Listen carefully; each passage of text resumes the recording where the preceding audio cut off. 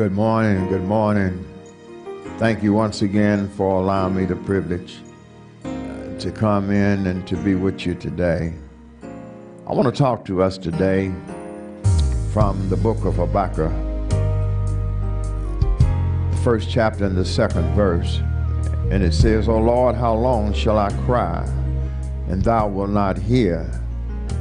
Even cry out unto thee of violence, and thou wilt not save. Habakkuk was one kind of a person. There's not many of us, according to our personal dilemmas, that at some points in our lifetime that haven't posed a question to God inwardly or outwardly, O Lord, how long? I submit to you this morning that everybody has a tolerance level, that we all can take only so much. There are days that you and I wake up that we can handle our problems, and then there are days when we wake up that our problems handles us. There are days that we're strong, and yet there are days that we're weak. There are days that we can keep it together, and then there's just some days that we just fall apart. All I'm trying to say to us this morning is that if you live in this life, there will come a time, and there will arrive a time where we will be confronted with urgent cries that we have to cry out to God. I've learned in life that there are a lot of problems that I've tried to handle for myself, only to find out in the end how foolish I was not to have taken and given those problems to God and left them with God. Habakkuk was experiencing a time in his life when he felt that God was distant from him. Have you ever been in that mood? Have you ever been in that period? Have you ever been in that place in your life when you feel like that you were talking to God, but yet God wasn't talking back to you?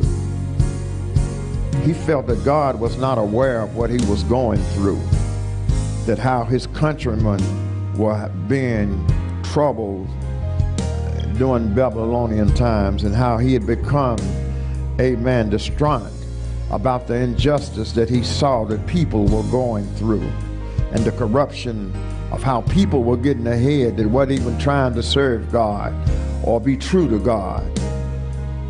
And to be honest, you and I sometimes probably complain, why is it that we come to church on Sunday morning, that we go to Bible study on Wednesday night, and we wonder, why is it that we have so much calamity in our lives, and when we call out to God, sometimes we just feel like that God is distant.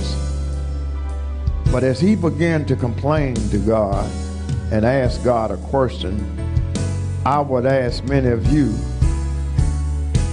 how many of you have asked God a question? God wants us to come to him with our struggles, and he wants us to come to him with our doubts. But God always answers, but his answer may not always be what we expect him to answer.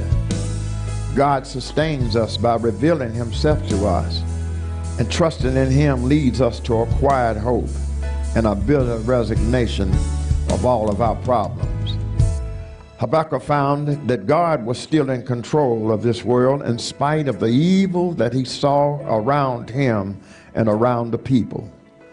And in Habakkuk 1:5, he says that I will work in the days which you will not believe, though I would have told you. That's just how great God is. God would do some things in your life that you won't be able to believe because the amazement of what God does. It'll just be mind-boggling. Habakkuk's second question was, art thou not from everlasting?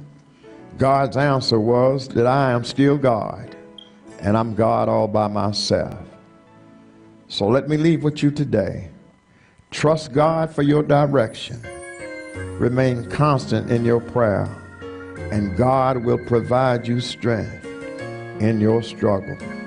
We need patience in our trials, strength in our battles, and comfort once again in our affliction. God can turn your doubts into shouts if you leave it in God's hand. God bless you. Have a wonderful and a blessed day in the Lord.